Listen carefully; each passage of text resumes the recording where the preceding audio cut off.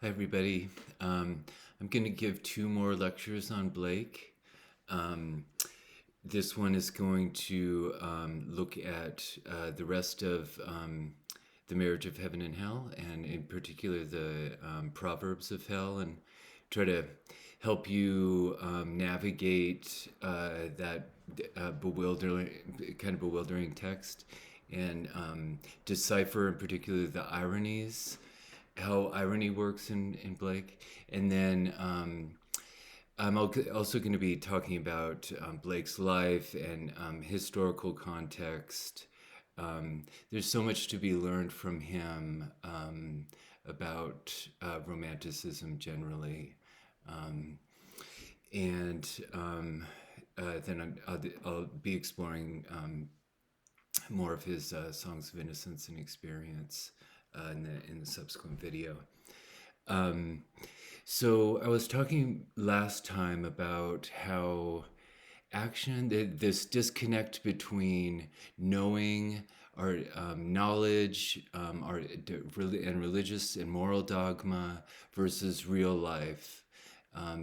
There's always a kind of dynamism and flow to real life that our ideas about, our attempts to represent, understand, and judge, at least dogmatically judge, real life, twist and distort. Um, and so part of Blake's essential project is to deconstruct these distortions. The mind forged manacles release us from the prison of our minds, our understanding, and moral dogma, and return our minds to a kind of accord, harmony with the flow of life and nature, the environment. Um, so there's kind of, and so I've emphasized how deconstructing our knowledge means deconstructing these binary concepts. And key binary is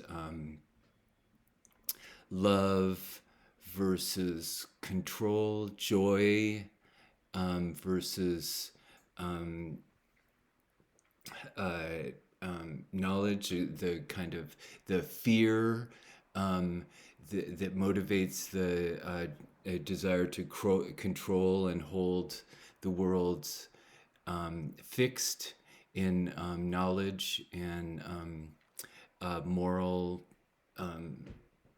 dogma. So we see that really nicely and clearly expressed in a poem like this.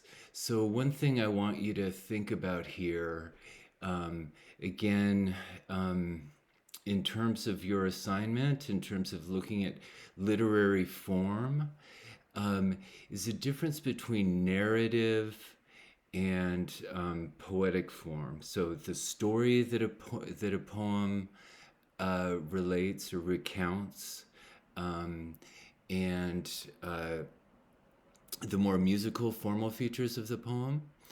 Um, so this is about going to the Garden of Love. So the Garden of Love. What does that sound like? It sounds like Eden. Um, this returning from the fallen world of civilization.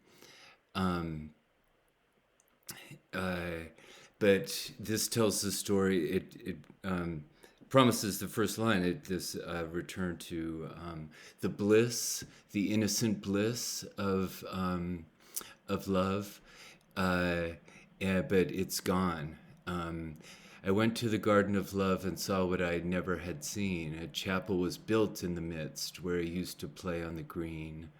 Um, so the church has supplanted the innocent environment of play and love and natural growth. Um, The gates of the chapel were shut, and thou shalt not writ over the door. So turned I to the garden of love, so that so many sweet flowers bore. So he here in this poem is relating what we talked about last time, that story about how uh, pagan, pre-Christian and pre-classical pagan animism, culture of mythological culture that saw meaning and divine power encoded in nature. So rather than seeing those two opposed in a binary way, as it became the case with Platonism in ancient Greece, classical Platonic philosophy saw the truth as transcending, and then likewise in Christianity. So this replacement of the garden of love that was welcoming to us by the thou shalt not, the law, the God, truth becomes encoded in this unchanging legalistic law, and separated from the flow of sensuous life. And I saw it was filled with graves and tombstones where flowers should be, and priests in black gowns were walking their rounds and binding with briars my joys and desires. So just a couple things to notice about that. It's an elegy. That's the story. It's an elegy. It's elegizing, like Wordsworth's Lucy, the loss of love. It's honoring it. The point is, it's referring to love in the past tense, that it's gone. But the poem, as an elegy, is a way of honoring what's lost. So honoring it despite its absence. So acknowledging its absence, but honoring it at the same time. But the narrative is a narrative of loss. The garden is now gone and replaced by graves. But like in Wordsworth, I think there's a suggestion of how the poem, the experience of the poem, the musical aspects of the poem, retrieve it or rescue or promise a retrieval somehow in the experience of the poem itself, not the intellectual understanding of the narrative, but the present, here and now experience of the music of the poem. There's what I want to suggest in particular is that there's something about the rhythm of the last line. The priests in black gowns were walking their rounds and binding with briars my joys and desires. That's joyous, that's musical. So even as he's telling the story of the loss of love, I think he's suggesting a kind of retrieval of it, not as a story. He's not telling or understanding its retrieval. He's experiencing it or giving it to us to experience in our present reading. Or as I'm going to go on to suggest, the importance of singing for Blake, the actual music of the poem practically accomplishes this retrieval. That we don't have any narrative assurance, any intellectual knowledge of a kind of story that intellectually assures us of its return, but we experience on this more implicit, embodied musical level. This distinction between narrative understanding, the causal uh, sequence narrated by a story, and the sort of logical consequence that you can draw from a story, versus the music, the power of the music, what the music itself communicates, the poetry itself. That's what Blake was getting at, as I mentioned last time, when he said Blake was on the devil's side when he wrote Paradise. I mean, Milton was on the devil's side, was of the devil's party when he wrote Paradise Lost, even though he didn't think so without knowing it. Um, so this it's correlated with the different experience of time that I was also talking about earlier. The experience of infinity, the experience of eternity is communicated by music. It draws us into something different from the mechanism of clock time. It draws us into a kind of flow and sense of connectedness with the environment, interactivity, social interactivity, which dissolves the normal sense of our finite boundaries, and gives us an experience of participating in something transcendent. So that's what Blake means by saying Milton was of the devil's party, and that's what Blake refers to as his own infernal method. And this is extravagantly elaborated in Blake's art. He, as I mentioned before, invented his own whole new process of printmaking, and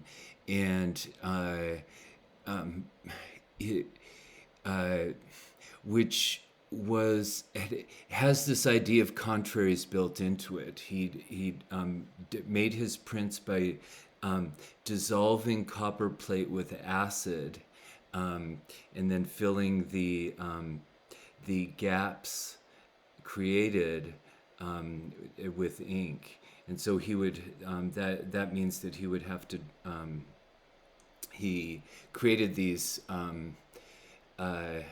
templates, these copper templates for the prints, upside down and in reverse. So you can see it has this sort of infernal negative method encoded in his actual practical method.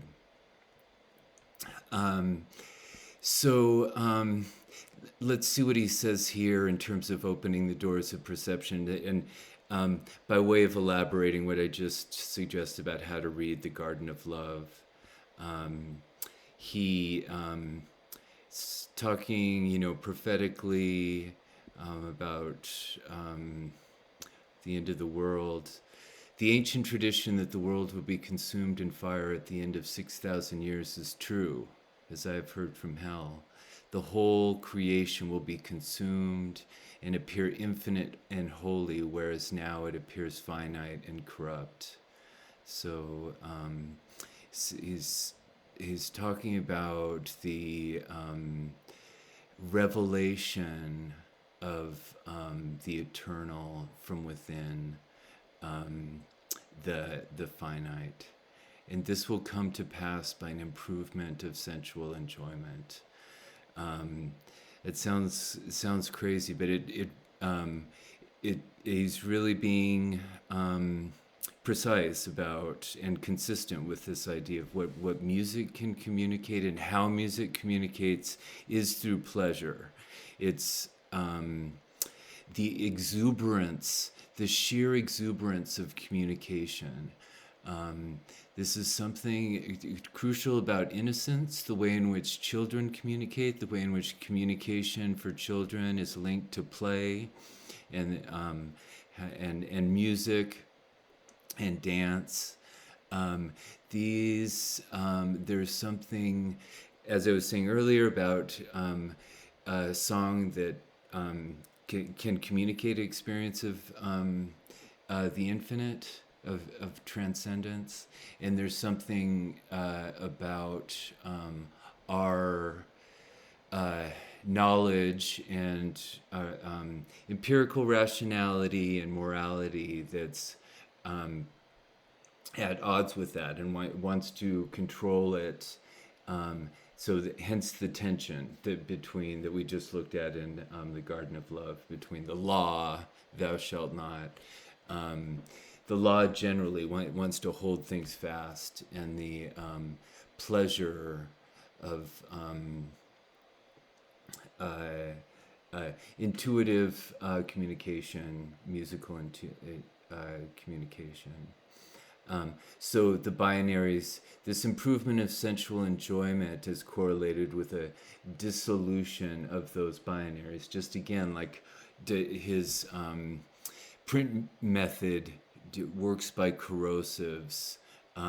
He's describing a similar kind of dissolution of our fixed mental categories, our mind-forged manacles. First, the notion that man has a body distinct from his soul is to be expunged, and this I shall do by printing in the infernal method by corrosives, which in hell are salutary and medicinal, melting apparent surfaces away and displaying the infinite which was hid. If the doors of perception were cleansed, everything would appear to man as it is, infinite. For man has closed himself up till he sees all things through the narrow chinks of his cavern. So that's what it is helpful to keep in mind with Blake when you're reading him. He's so confusing. It's taken me years to kind of feel comfortable, have a sense of orientation reading Blake. But so the point I want to encourage you to explore the discomfort of the weirdness of it, and pay attention to what you don't understand. To try to be curious and open to exploring and thinking about what it seems at first bewildering in Blake. I want to mention a famous essay by the late Romantic writer Thomas de Quincey, most famous for writing the Confessions of an English Opium Eater. Very Blakean writer in his own right. He has a very famous essay called "On the Knocking at the Gate" in Macbeth, where he talks about how there's this detail in the play that always really disturbed him, but he never understood, which was after the murder, a gate outside is just described as knocking in the wind, a loose gate. And De Quincey says, "Oh, I always found that so haunting, but why? It seems so random." And De Quincey makes the point that that's kind of what literature is about. Poetry is about communicating these weird things that you don't understand. If you could understand it and just put it in rational, explicit terms, you wouldn't need literature. Literature, metaphor, works by way of ambiguity. It mobilizes ambiguity to communicate emotion, and imagination, and that's what it shares with music. Music is entirely implicit. does not explain itself explicitly at all, and yet we have the feeling that it addresses the emotional life and all sorts of things in a very profound way. So he's just sort of reminding us that. De Quincey begins that essay with an example of how our understanding can not it's not just that the understanding is less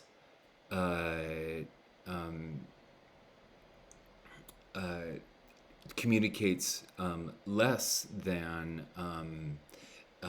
literary metaphor or music.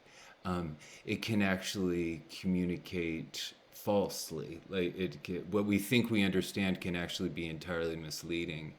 And so he gives the example of if you just ask an average person who isn't trained, doesn't have specific training in drawing, how to draw perspective. If you asked the average person to draw what they see when they look down a road, he says that most people probably would not be able to draw what they see, but would draw instead what they understand, which is that the road has two parallel lines. So they would draw two parallel lines. So De Quincey's point there is pretty interesting, which is that our understanding actually gets in the way of our awareness of our own experience.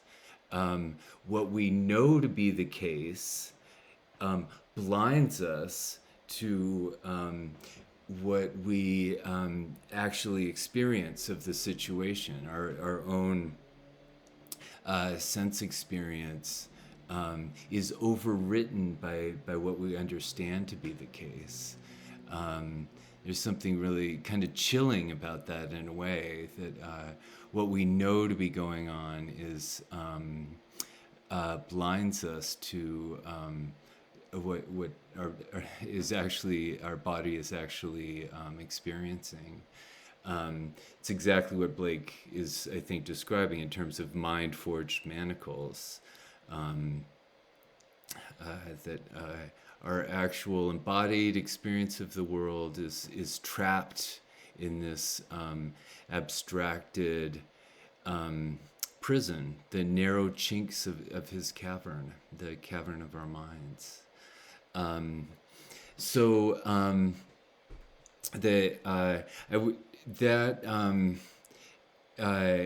Is a familiar experience, I think, or maybe that's a experience that you can relate to. De Quincey's example of trying to draw a perspective.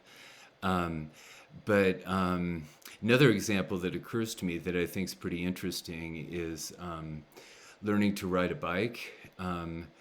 It's even, it's something that people say it's so obvious, like riding a bike is so easy. It's something people say it's as easy as riding a bike. But I think that's another example where what we think we know how to do when we ride a bike is different from what we actually know how to do. Because I think if you asked most people how they turn on a bike, they would, say, they'd say, turn the handlebars right to go right, or turn the handlebars left to go left. But in fact, that's not true. When you're riding a bicycle, you lean the bicycle into the turn, and so you actually turn the handlebars in the other direction, in a way that's called counter steering. And so I'll just show you this little video, and because I think the lesson here is about learning to ride a bike, and how we, the way it's described here, we learn in spite of our instruction rather than because of it. And I think there's a real deep lesson there about how we learn. the tools teach us how to use them. Our experience of the world teaches us more than what we think we understand ourselves to be learning. Here as an example.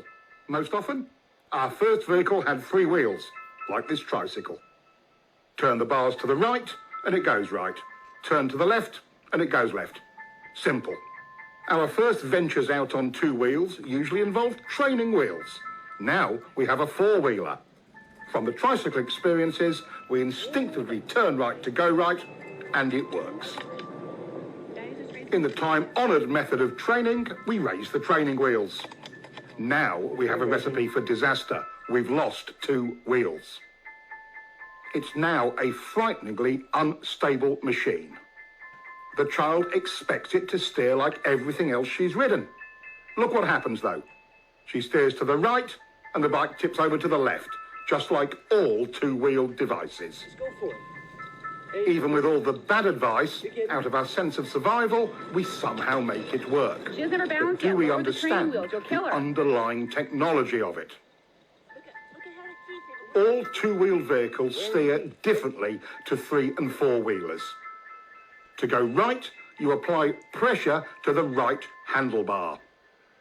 That action initiates the turn. The bike then leans over and the front wheel turns into the turn. It's called counter-steering. That's why training wheels are so confusing at first.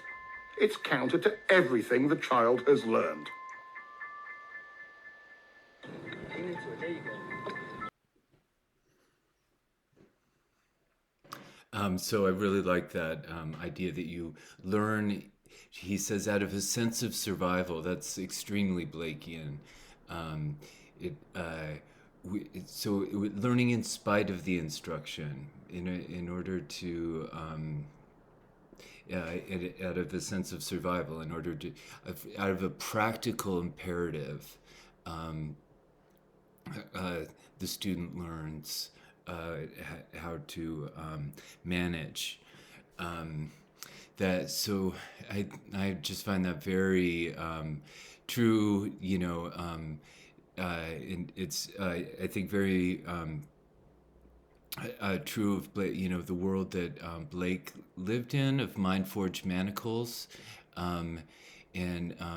So his art is about trying to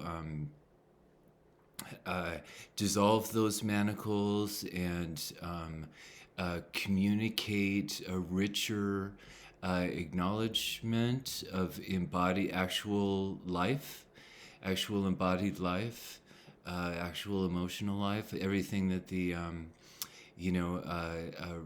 religious and scientific dogma leaves out. But honestly, it's so true still today. So much of education is, teaching to the test, just sort of learning stuff in order to show that you've learned it, and how you learn so much of what you need to know to get by. You learn out of a sense of survival, and I think the point he's making here remains as relevant as ever. The importance of this implicit knowledge and experience that is suppressed and otherwise distorted by explicit knowledge and ideology in society. And that's, what I mentioned last time, why he is... it's not wrong to think about Blake as a kind of hipster. He's a dissenter from the official Church of England. And as I'll get into later, there's a very rich, like today, very rich culture of dissent and interest in pagan spirituality, all sorts of a wide variety of different kinds of spiritual experience and attempts to learn from crafts and symbols that and other aspects of sensuous life and practical life that the official authoritative truth of religion and dogma and the Protestant work ethic and capitalist materialist values neglect.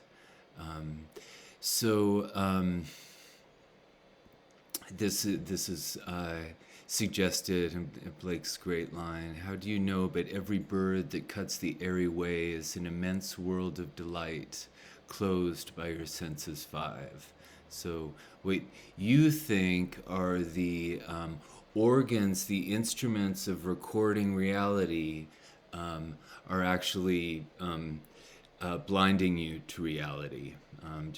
Again, another version of that mind-forged manacles. Okay, so with all that said, I want to take you through the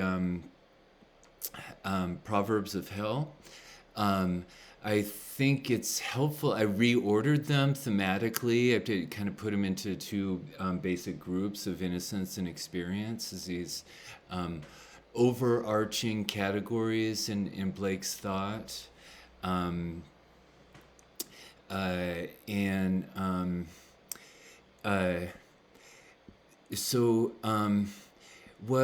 I've been talking about here is the way truth is so much of our knowledge, so much of how we survive is by implicit knowledge, what goes unstated. It's perspectival, contextual, interactive motions, attitudes, ideologies. And in our modern Christian world, we our experiences, our sort of life stories are governed by this broad categorical distinction that we've already been looking at. The Garden of Love, the distinction between innocence, the innocence of paradise, and the fallen world of experience, the experience of life in the corrupt temporal world. So he's interrogating the way in which adult understanding, the understanding of experience, ostracizes innocence as this other world of the lost paradise, either of Eden or of childhood, and justifies this kind of cruel understanding of knowledge as joyless and self-imprisoning, basically. But it's complicated, and there are different versions that he wrote of the Songs of Innocence experience, and sometimes the songs are switched around. Remember, there's nothing schematic about Blake. He's about dissolving these binaries. So the world he wants to draw us into, this infinite world, is one of increasing complexity and interdependence.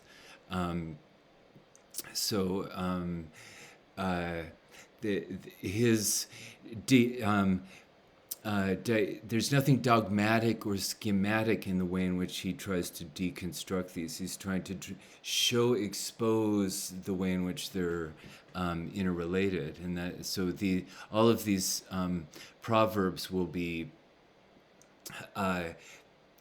fail to fit precisely, but you can see the broad categories that are getting interrogated in these various proverbs. So uh, experience, again, is about controlling life, exploiting knowledge instrumentally. As a matter of like manipulating, dominating, exercising the kind of social authority, um, authority over actual life, the actual, day-to-day experience. It's embodied in the actual law, or the actual law of society, or the actual church. Here, he's making some points about everything possible to be believed is an image of truth. What is now proved was once only imagined. Truth can never be told so as to be understood and not believed. So he's pointing out how everything we think matters.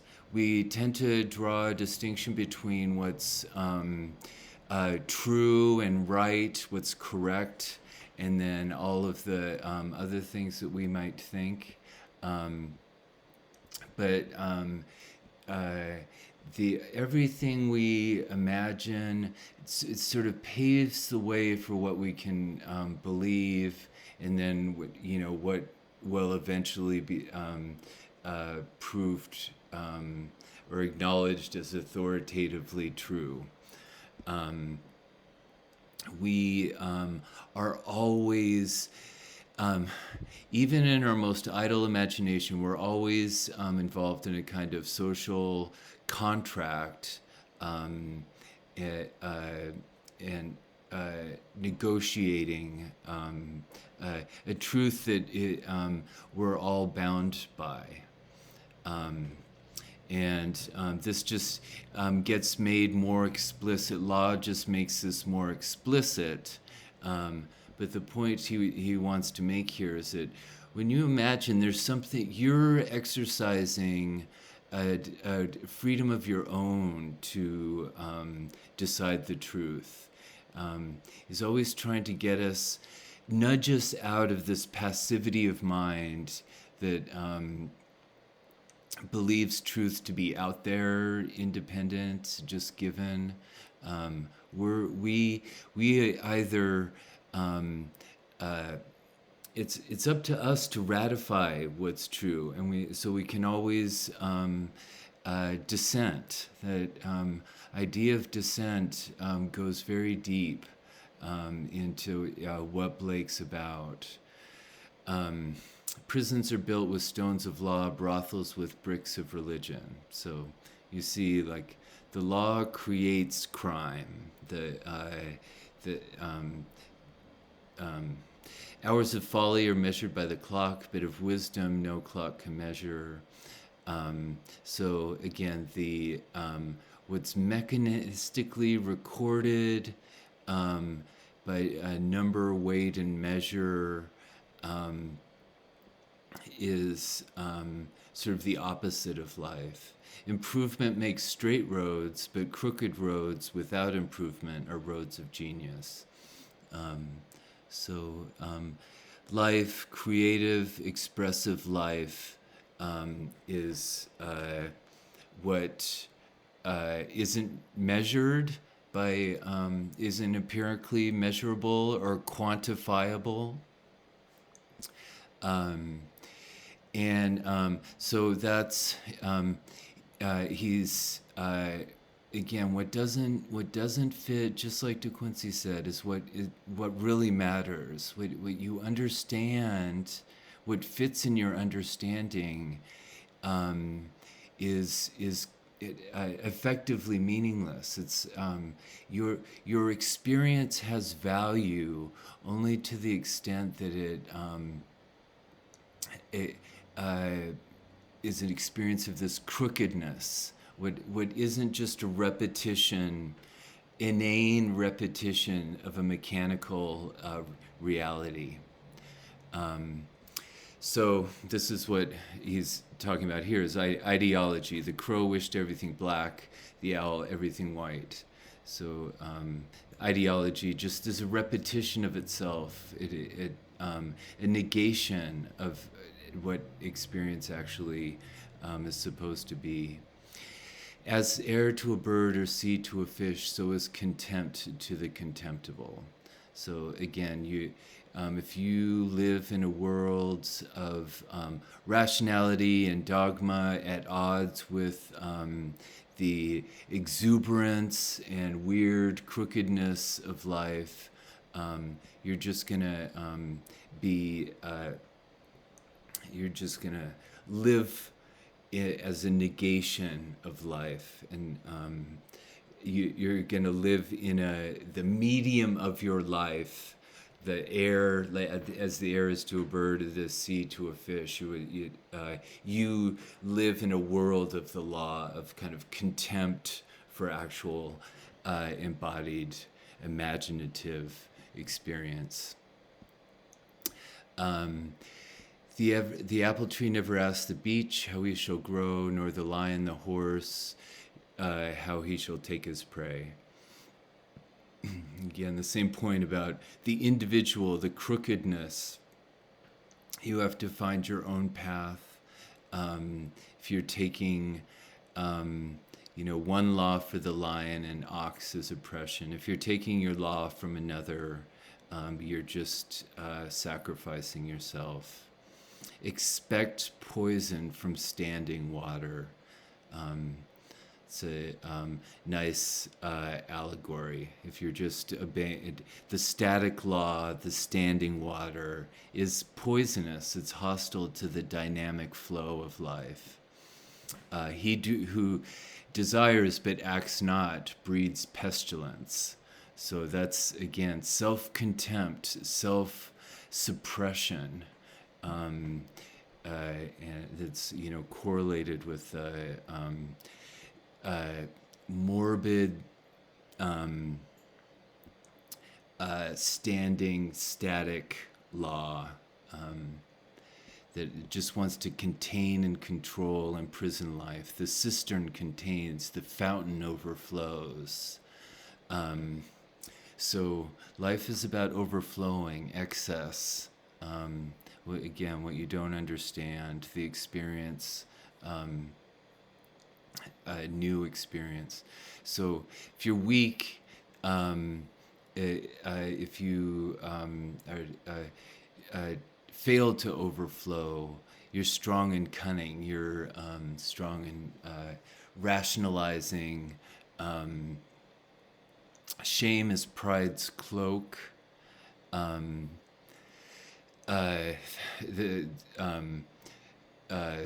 Same idea. You use cunning to rationalize yourself. You express shame to hide your pride. The general hypocrisy of so much of our explicit communication.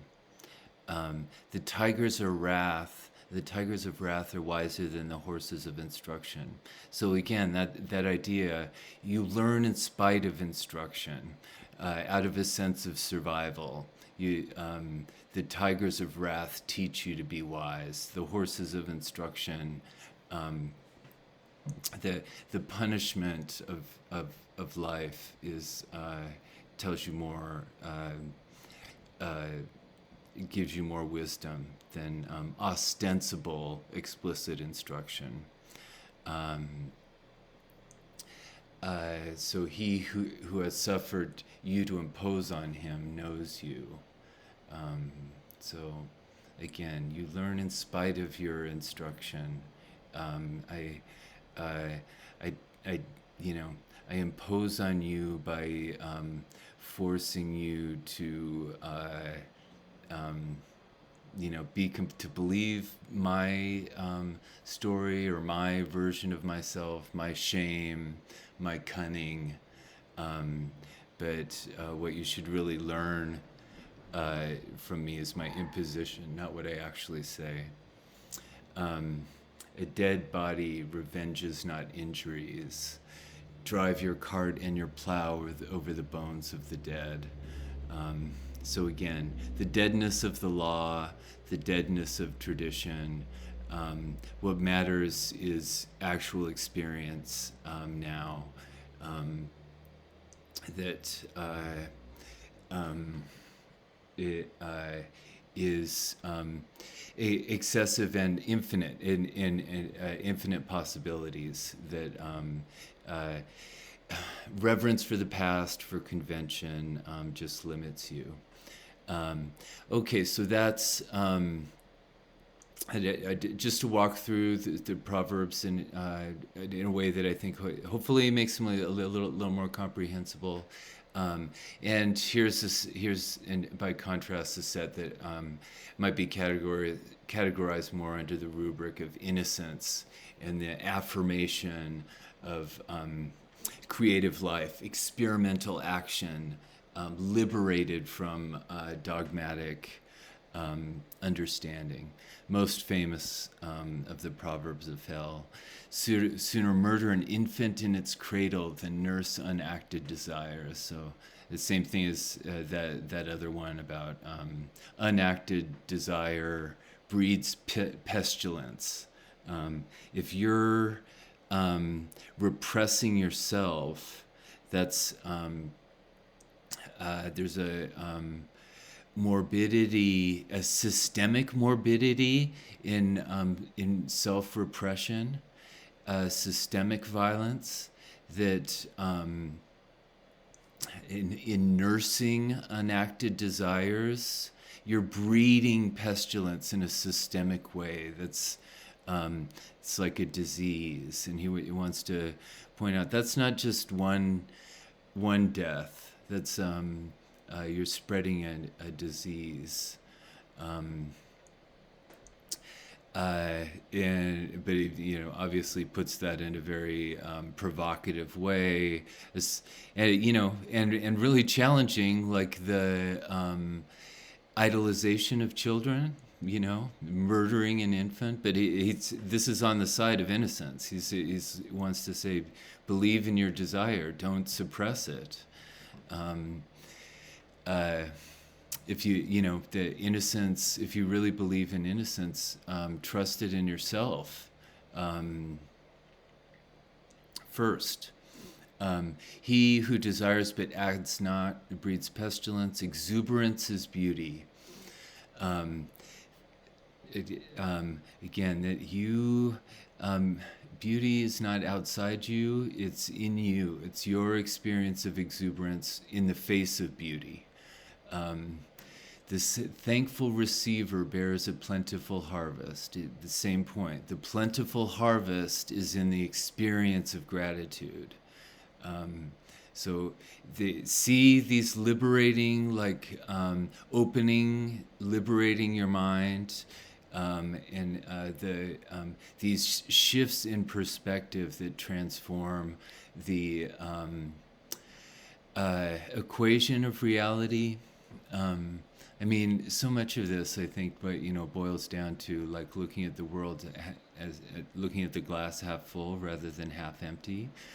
Seeing gratitude for the bounty that seeing what life gives you as a bounty rather than as a lack, and exploiting the bounty rather than judging it, to categorizing it, limiting it in terms of knowledge or moral judgment.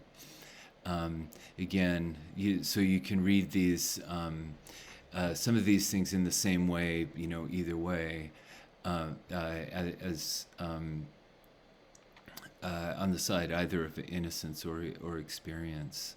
No clock can measure the hours of wisdom. So it's ironic, the hours of wisdom aren't measured by a clock. They're hours, but it's a different measurement of time. It's wisdom is again about that something infinite, something that overflows the limitations rational empirical measurement. And that is what he's getting at. I think it's a real important one too. The fool sees not the same tree as a wise man sees. So actually a different world outside. It's like this one here, where man is not, nature is barren. The world is created by how we see it. And that sounds really facile, but as I'll go on to suggest, and when I talk about his critique of Newton, Newtonian physics is incredibly prescient and ahead of his time. And so what he's saying here is actually something that's only been corroborated, by science in the 20th century with like quantum mechanics and relativity. This is what he's talking about. The world, there is no outside empirical reality without observation. The world we see is a function of our active observation of it. It's not just passively there, or our perception of it isn't just a passive recording. We're actively organizing the world that we perceive, and it makes a big difference whether we're doing it foolishly or with some kind of wisdom.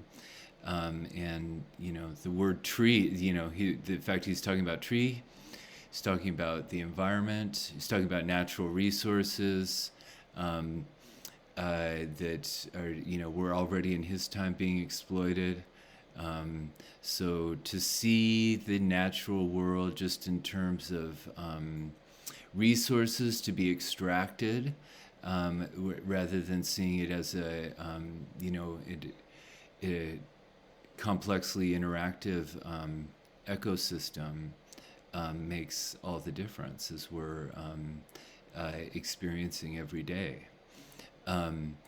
So again, one thought fills immensity. We are creating the way in which we think. It determines what immensity is, what eternity is. Likewise, eternity is in love with the productions of time. This is not just about eternity here, that we're always determining the eternal in the way in which we fill our time, our hours, wisely or foolishly. But this is also a question, what's at stake here is also love. Whether we fill our time with love or with contempt for life. To create a little flower is the labor of ages. The labor of ages, everything that's come before. If others had not been foolish, we should be so. Again, that deep interactivity, that's sort of an environmental awareness. The most famous line maybe of Blake, there's so many, keep saying that, but the idea of there's infinity in a grain of sand. Each little piece is involved in everything else. So we learn from the past, or we inherit the learning that others have made in the past. Likewise, if a fool would persist in his follies, he would become wise. The environment will teaches us what we need to know. What we fail to know, the environment will teach us. So again, that's, I think, the environmental catastrophes that we're experiencing. The fool is trying to teach the fool to see a tree more wisely. And again, to the fountain overflows. We learn by going beyond ourselves. The fox condemns the trap, not himself. So that's it again. He's pointing out our tendency towards self-contempt, self-limitation. The fox overflows himself in his focus on the trap rather than on this self judgment, self condemnation. This is my favorite of the Proverbs of Hell. The bird a nest, the spider a web, man friendship. So our home is in our social relationships, our social communication, and the category of friendship is so crucial for romanticism because it's the most open-ended, most creative social category or category of social relationship, most liberated from patriarchal hierarchies, the hierarchical arrangement of the nuclear family and other kinds of social hierarchies. Friendship is egalitarian and self-creating. What friendship means is what friendship does, and that's what that's how we nest. That's how we create our habitat in the world. That's how we flow beyond ourselves in the world.